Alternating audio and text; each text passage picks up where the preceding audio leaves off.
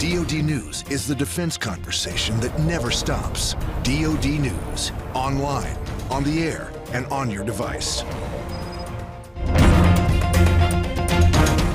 Marines land in Liberia. The coalition strikes in Syria. And in Australia, a first for Australia, China, and the U.S. Welcome to DoD News Now. I'm Petty Officer Lori Bent. U.S. military forces continue their attacks on ISIL terrorists Thursday. Aircraft conducted 11 airstrikes in Syria and Iraq. In Syria, 6 airstrikes south of Kobani destroyed 2 ISIL-held buildings, 1 ISIL tank, and 1 ISIL heavy machine gun. 3 airstrikes north of Kobani struck 2 small ISIL units and destroyed 2 ISIL-held buildings. In Iraq, an airstrike south of Sinjar destroyed an ISIL bunker and ammunition cache and a small ISIL unit. Another airstrike south of Sinjar Mountain destroyed an ISIL-armed vehicle and a small ISIL unit. Also, Australian defense officials confirmed that the Royal Australian Air Force carried out its first airstrikes against ISIL as part of Operation Okra. From my perspective, you've seen that air operations, interdiction operations, close air support operations started on Sunday. They're continuing at the moment at a constant tempo that we can support. We've also been continuing with air refuelling operations for ourselves and other coalition aircraft, in particular French. And we've continued with the E7 Airborne Early Warning and Control airspace management mission. For the latest on the campaign to take out ISIL, head to defense.gov. The American military effort to help combat the Ebola epidemic in West Africa continues to expand. 100 Marines are now on the ground in Liberia. 6 military aircraft, including 4 MV-22 Ospreys, landed in Liberia Thursday. There are now just over 300 American military personnel there. Up to 4,000 may be deployed. Well, what I would say is that we're here to support AID and the government of Liberia.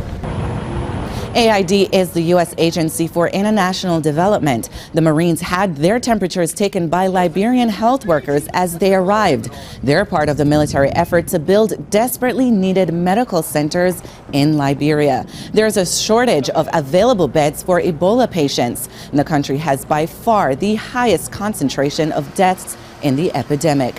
According to the World Health Organization, the disease has now killed more than 3,800 people in West Africa. A unique trilateral training exercise is underway in Australia. Operation Kawari involves troops from Australia, the U.S., and China. The first ever joint exercise for the 3 countries. Operation Kawari is environmental survival training conducted in the harsh Australian outback. It got underway this weekend and will continue through October 25th. Let's take a look in at the start. Move up. Switch side deadly.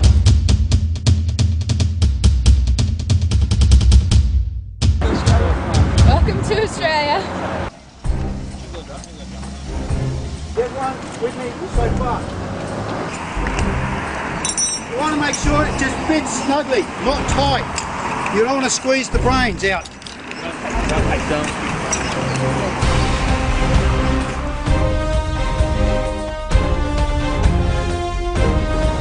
Tell him that has to stay on that rope at all times. That's his life. If he lets go, he's gone. 你这个左手、右手要抓着这个，一直抓着，好吧？千万不要松开，让跳旁边走下去可以了，就像走路一样。看一下摄像头，看一下摄像头，走。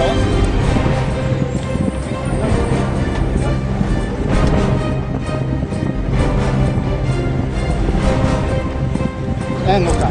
Aruga.